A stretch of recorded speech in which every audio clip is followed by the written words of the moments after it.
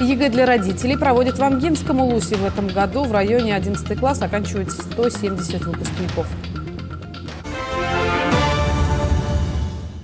По инициативе Рособорнадзора во всех регионах России стартовала ежегодная всероссийская акция «Сдаем вместе. День сдачи ЕГЭ родителями». Эта акция дает родителям уникальную возможность на собственном опыте познакомиться с правилами, процедурой и заданиями ЕГЭ.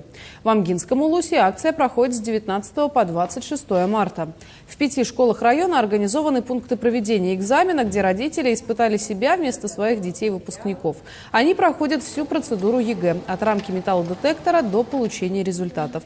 Участники сдают сокращенную экзаменационную работу, составленную из заданий, аналогичных тем, что будут на ЕГЭ по истории. Следует отметить, что в этом году в Амгинском Улусе насчитывается 170 выпускников. Да, задания, конечно, повышенного уровня, сложные. Но я думаю, что дети справятся, легко можно сдать. Вначале, конечно, было волнительно. Но я думаю, что если мы, как родители, поможем нашим детям, то они будут меньше волноваться. Поэтому это можно сдать. Вполне это реально.